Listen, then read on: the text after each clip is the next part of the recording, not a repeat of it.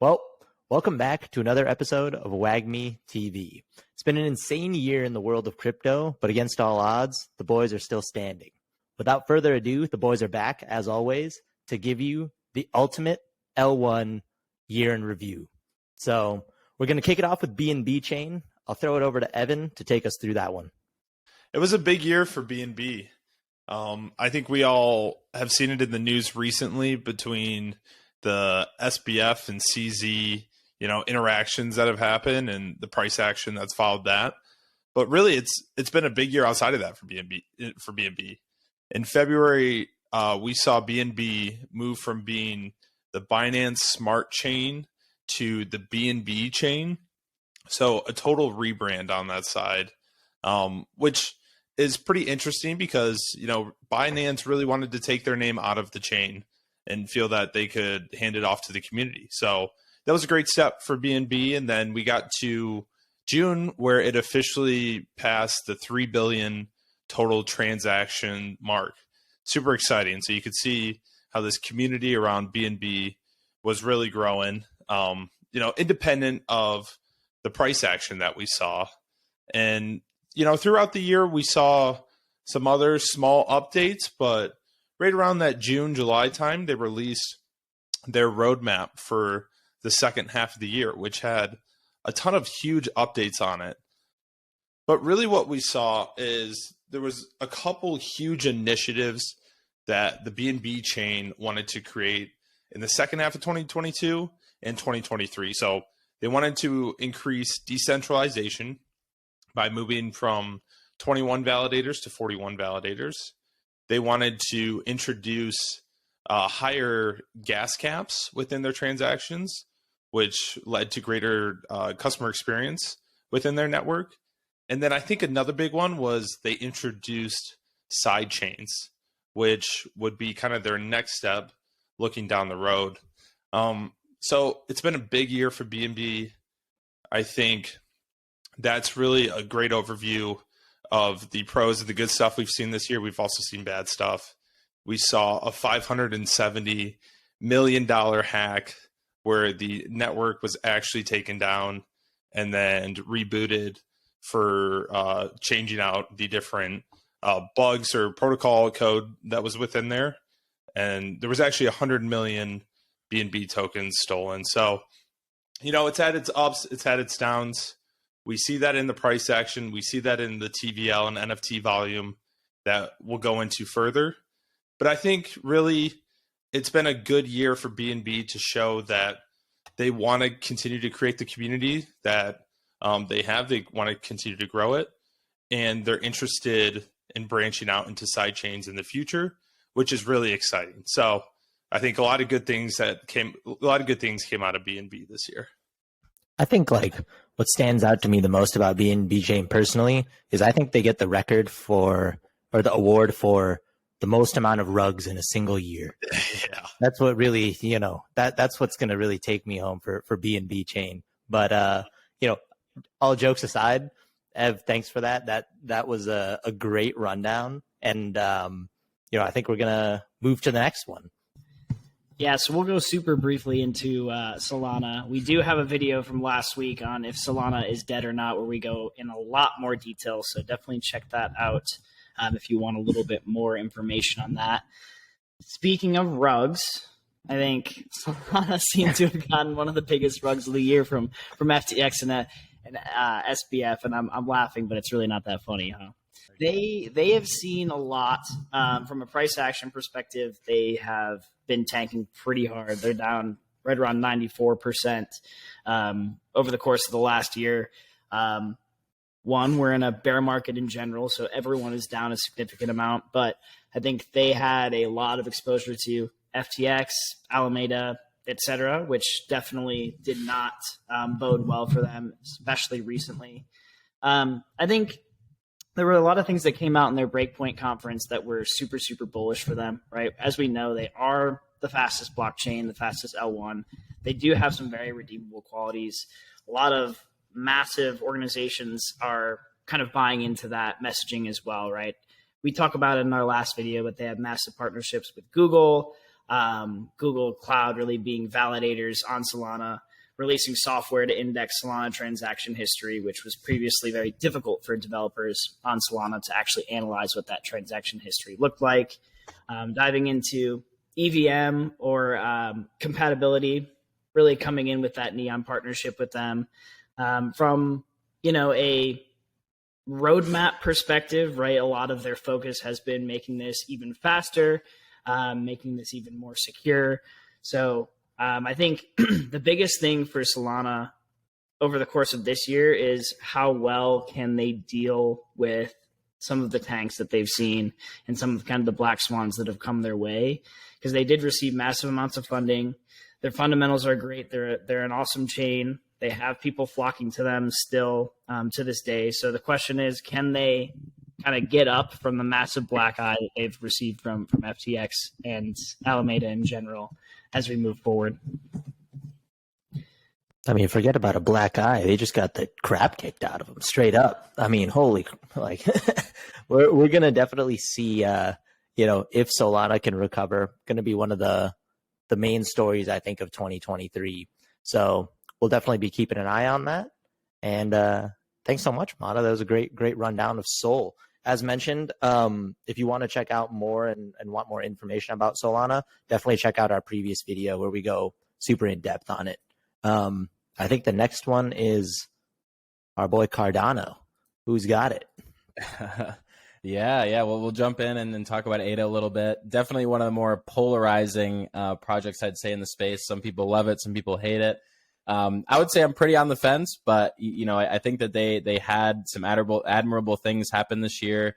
They've done a lot of good work, and we'll kind of just run through this pretty briefly. But one of the things that Cardano has done pretty well is they've really executed on their roadmap in a very timely manner. So Shelley was their kind of decentralization staking segment of their roadmap. And then that was completed in 2020.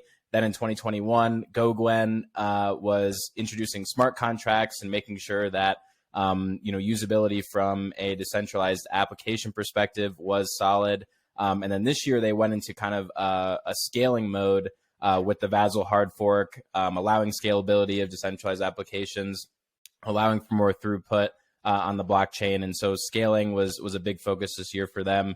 And after Basho is Voltaire, which Charles Hoskinson actually just said that they've entered officially midway through November. But the weird thing that they do with these roadmap segments is they kind of overlap somewhat. So what I mean by that is when they're in the Voltaire stage of governance, which is, kind of improving how the overall blockchain is governed, they're actually working on putting together a Cardano-like constitution. And they're focusing on adding some more transparency to their treasury and how money's moved there. But a lot of this overlaps. And what I mean by that is they're focusing on, let's say, governance while also focusing on decentralization, smart contracts, and scaling. So going a little bit deeper into that, basically what they've kind of tried to do across this whole roadmap is make sure that Cardano is the most decentralized layer one out there. And so how they've gone about doing that is essentially making sure that their MAV index, which is minimum attack vector, that their MAV index is the best it can be. So what I mean by that is a MAV is the minimum number of how many independent parties, so independent validators, could collude to have 51% control of the network. So for example here, even though ETH has more validators in total, Cardano technically is harder to take over control of, given the way that the staking pools are segmented out. So they've done a lot of work on making sure that they're the most decentralized layer one. That was kind of why they spent so much time in that Shelley phase. So they're really working on becoming and staying the most decentralized layer one out there. So that's been a big focus for them these past few years. And then another thing that they've been doing is making sure that they're supporting their devs as much as they can. So they're kind of between 2,000 and 4,000 commits every week. I know Evan has some opinions about what commits actually mean, but they've been working pretty hard in terms of supporting their developer network. And so, they have about 108 projects launched right now on Cardano, and they have about 1,200 projects actively building with those 2,000 to 4,000 commits a week. But the last thing that they're focusing on, and this is where it could get interesting, is that while they're in this governance phase, they're also focusing on working on basically a sidechain layer 2 solution similar to Arbitrum, if anyone's heard of Arbitrum before. But basically, this is called Hydra. And what they're looking to do is basically stack 1,000 staking pools with 1,000 transactions per second to ultimately get to 1 million transactions per second. So that's expected to come out of beta in the next 6 to 12 months, where they're actually going to start testing in 1 million transaction per second version of Cardano with that layer 2 scaling solution. So it's definitely really, really interesting. The roadmap isn't like, this happens and this happens and this happens. It kind of overlaps. And it's kind of a work in progress. But Cardano definitely was a silent builder this year. Not really like super, super exciting things going on from a news perspective, but silently building and silently making the blockchain better, hopefully. So more things good to come from them. And it should be noted that 1 million TPS is something that a lot of groups are shooting for. Reason being, right, that's when they can operate like some of these stock exchanges, right, like the NASDAQ. So that's what a lot of these groups are really shooting for. And so, it's kind of a race for that number. And so it'll be interesting to see who can kind of get to that piece first. But good overview there. So, yeah. I mean, say what you want about Cardano, but just going in there and trying to stake ADA, there is so many choices that you can pick from in those staking pools. It's like that graph you pulled up. It really shows just how decentralized it is. And honestly, as a staker, how many choices you have to participate in that decentralization. So, yeah, really cool on that front. Great points, boys. Awesome. Excuse me. Yeah, it's funny how you were saying that they've been silently building, because at the one conference that I went to this year, our boy Hoskinson was talking, and this dude literally, like, I think he took one breath and just talked for like 3 hours straight. Like, and this guy, it was actually like impressive. Definitely we'll be keeping an eye on Cardano. That 1 million TPS number, if they're able to hit that, is going to be totally game changing. So more to come on that in our future episodes. But I guess we'll move on to the next L1 blockchain for this year, and that is AVAX. So I've got a few things here. Keep in mind, I want to preface this by saying I was extremely surprised when I was doing some research on AVAX. And I'll kind of explain why here. So if we start out, looking at the price action, clearly, I mean, this thing has totally fallen off a cliff, right? Almost every cryptocurrency looks like that. But, I mean, this one's even more drastic, right? We're sitting here, their peak was about 130. I think they wicked up to like 140-ish or something. So they're down a solid 90%. And so, when you see a cryptocurrency like this, you're like, okay, nothing can be going well for these guys, right? That's just like kind of your gut reaction. But when you go and you take a look at actually some of the statistics on their website, you take a look at this daily transaction number. And I mean, we've been consistently rising this year. Obviously, we had this lull over the summer into July. But then, since July, we've taken off here, guys. Like, we're sitting here at about 2 million transactions per day, which is honestly really, really impressive. Right? Like, daily active users has also held up a decent amount. Monthly active users holding up fair, and monthly transaction volume. I mean, we're at like pretty much all-time highs in terms of transaction volume. And so my immediate question there is like, where is this coming from? Right? Like, where are these transactions happening? Right? Clearly, like, you can look at the gas charts too, daily gas, like, through the roof, at all-time highs. So where is this coming from? Right? So my first gut reaction is to go to DeFi Llama, right? A website that we're all familiar with. Anyone who's watched the show knows that we refer to this a lot, but it's clearly not coming from DeFi. We can see that, right? They peaked at about 12 billion in TVL, and we're down to about 850 million. So down also, over 90%. So that's not the answer, right? If we go to NFTs, we're steadily rising this year, which is actually like nice to see, but still nothing crazy, right? We maybe had like a little bit of a peak here. I don't even know what this is. This might have been just a random event outlier or something, but we're rising and we're up year over year, but nothing spectacular in terms of transaction volume and stuff on the NFT side. It is good to see it rising, of course, but that's not explaining the 2 million transactions a day, right? Then I stumbled upon this article, and it highlighted that AVAX is really going after this GameFi segment, right? And if we dig a little bit deeper here, this is actually throwing it back to Armada's great overview for us on AVAX and the technicals about AVAX. And one of the most important things that AVAX has is its subnets, right? And so within AVAX, you have all these different subnets here. And so when you look at all chains, this website is confirming the exact same thing, AvaScan, which scans the blockchain, or like EtherScan or something like that. It's also confirming that we're at about 2 million transactions a day on the blockchain, which is like mind-boggling, honestly, like with where AVAX's price is at and stuff. In the middle of a bear market. I know, right? So I'm like, where is this coming from? Like, it makes no sense. Turns out DFK, which is DeFi Kingdoms, the game. Remember, that article was highlighting the GameFi, right?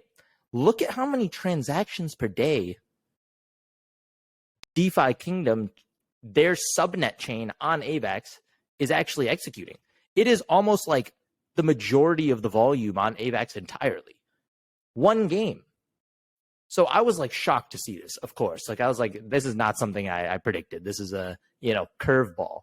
If you go to this website, you can even see more interesting statistics for DeFi Kingdoms and their subnet, right? So clearly, I mean, they like, when they first launched, they like mooned like crazy. It went down, but since July, so it lines up exactly, with the other charts that we're seeing active addresses has gone from 1,000 to 6,000, right? So they have 6x their active addresses.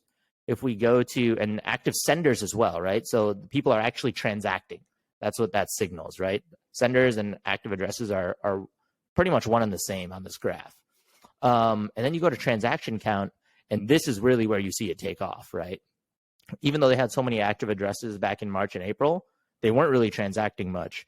Since about July, the transaction volume has really, really picked up.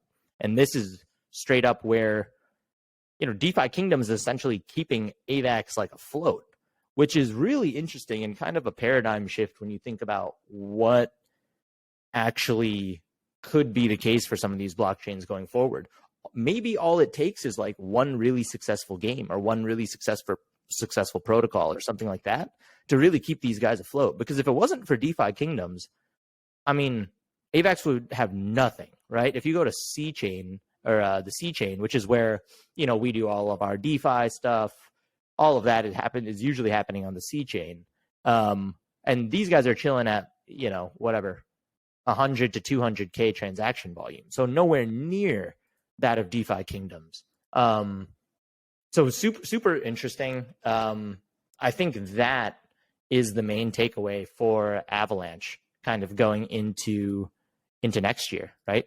Are they going to be able to continue to keep the foot on the gas on this GameFi trend? Are they going to be able to capitalize on that? Because clearly other blockchains are gaining ground, if not already surpassed them in the world of DeFi, in the world of some NFTs. Of course, NFTs are kind of related with GameFi, but not like, completely hand in hand. So yeah, I would be curious on your guys' thoughts. That was a big shocker for me personally, but yeah, curious to see what you guys think. Did you have a chance to look into DeFi Kingdom and, kind of like how they run their game? I wonder if it's, just state management, if they're just sending every single interaction that's within there, or kind of what your thoughts are on that. Yeah, no, it's a good question. I personally don't know. I just know that it's like, here, I can, re-pull up there. Should have just kept this up, but oh well. Yeah, it'd be cool to see like an RPG game, right? Like they're just an RPG game. I was on YouTube looking up like what it actually even is. I think there's like NFTs involved. It's like kind of like what seems like I don't know, like a RuneScape type game that has its own like jewel token. And you can do quests, you have heroes and stuff like that. Like it really seems a little more advanced than Axie Affinity. Yeah, no, really like it's interesting to see like a GameFi, like play to earn type game actually picking up steam in the bear market. As we mentioned a lot of times on this show, like that probably proves that the game itself is doing something right. It's probably like a pretty entertaining game to play. So definitely something to keep an eye on. And yeah, I think that's it for Avalanche, and we're going to close it out with the granddaddy of them all, Ethereum. Yeah, so as we know, Ethereum really recently went through what they call the merge, right? So it's now a proof of stake chain, very similar to a lot of the other L1s in the space. And I think that was one thing that Ethereum was kind of lagging behind on, if you will. And so especially in a bear market, and especially with all the hits that a lot of these L1s have taken, like Solana from FTX and Alameda, I could see a lot of individuals, organizations kind of moving a little bit more towards Ethereum as they continue to kind of go on this path of updating their chain. And so I think Vitalik was quoted that Ethereum is probably somewhere between 50 and 55% done now that the merge has finished, right? So from a roadmap perspective, they still have a couple little fun names to go, right? The Surge, the Verge, the Purge, and then the Splurge is what they call those. So the Surge is what we've talked about a lot when we talk about Ethereum. So it's sharding, and sharding is essentially going to have a large impact for Ethereum and how they're going to be able to process a lot of these transactions. And so that'll increase the speed of Ethereum in general, which is something that Ethereum is in general just lagging on when it comes to comparing them to other L1 chains. And why a lot of these L1 chains started to gain a lot of traction last year is transactions per second and gas fees. And so the surge will be big for them. That should happen sometime in 2023 or 2024. Yeah, and I think when you look at 2022 here, it was really like just such a focus on the merge and the anticipation that we saw leading up to this. It felt like it was like 6 months straight of just crazy talk, price action. I think we saw a huge run up coming into the merge, right? A couple $100 there. Mm-hmm. Yep. So yeah, I mean, it was a huge year for ETH. I know it seems like when we talk about some of these other L1s, they have, kind of newer, more updated contract code, and ETH being the first mover seems like it's almost unfinished, that it's taking a little while to get there. But yeah, I think when we look at like the merge this year, it was a huge year because we saw the beacon chain had been running for how many years? Like 2 years. And then we finally we were able to get that switch from proof of work to proof of stake. And then it felt like immediately the whole community turned the switch and was like, when's sharding coming? Like, when is that next? So yeah, it was a big year. And just like you're saying, Mata, like so much more to come with the rest of the roadmap. Yeah, it's reflected as it being the first mover, right? There was a lot that went on. There was, in a way, it felt like a lot of catching up to do. But now that we've seen kind of this bear market start to demolish a lot of what was the cryptoverse, right? I wouldn't be surprised if Ethereum continues to build like they have over the last couple of years. They just continue to gain more and more steam and more developers and more money come their way. And I think the success of the merge also speaks to the team that they have and what they're doing, because I think a lot of seeing the reaction on Twitter of how well the merge went, like, and seeing all the devs be like just really shocked. Obviously, I'm not a developer, so I didn't really understand. Obviously, it's a complex transition that they're trying to do, but at the same time, to see it go so smoothly, like, obviously speaks to the confidence that people should have in their team. And I think the other thing is that a lot of people knock, Ethereum for transactions per second and things like that. But the other thing that some people tend to overlook is that a big hurdle that they got over with the merge is the environmental and kind of ESG concerns. So now that obviously opens up that avenue for, more kind of institutional adoption that they didn't have access to before. So I think that's kind of a big level up after the merge as well. So excited to see where they go from here. Yeah, I completely agree with what you guys are saying. I just thought the merge was just like an incredible feat, honestly. Like, these guys, the smoothness of how it occurred, like, everyone was like up, I think it was like mid-September sometime. It was September almost 15th. Underwhelming. Yeah, I know. It's like everyone was like, okay, it's going to happen. And then it just happens. Yeah. And it's like, okay, business. Yeah, you see a couple pandas and then all of a sudden. and we're done. Yeah. Right. So totally echoing everything you guys said. Very, very a great development, and just a overall, even with the bear market and everything, a solid year for Ethereum. I think they still have like 25 billion or something locked up. Did we want to show the quick breakdown highlighting some of the stats? I mean, basically every statistic on this screen is not as bullish as it was six to 12 months ago, right? So, you're talking about 50, 60, sometimes some cases 90% difference in total value locked, in daily active users, and in NFT volume. So, I think that's worth pointing out that we've really seen. And this is across the entire crypto market, but obviously, a kind of a downsizing of the amount of activity that's kind of brought into all of these different blockchains. But still really impressive, the numbers that we're seeing even in a bear market out of, particularly Ethereum and Sol are the ones that stand out. But yeah, it's still pretty impressive that we're seeing this much activity. Yeah, I think we talked about it last week, but what really stands out is the Solana NFT volume. I think for Avalanche, right? Soham's point about DeFi kingdoms is something that really stands out. So it seems like each of these chains are still excelling in at least one or two things that hopefully they can continue to build off of. I think like I kind of mentioned with Ethereum, it'll be interesting with a lot of these chains. They're going to have to, after this bear market, continue to claw back a lot of the developers, a lot of the capital that is probably going to start to move towards things like Ethereum and even outside of the crypto market. As we kind of spin ourselves hopefully back into a bull market here at some point. But it'll be interesting to see, right, who continues to develop, who essentially, right, gets soft and maybe ends up dying out. But it's really exciting stuff, I think, in each specific facet of a lot of these different chains as we move forward. 100%.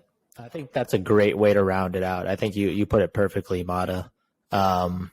So yeah, I think that's it for today. That's it for your ultimate L1 year in review for 2022.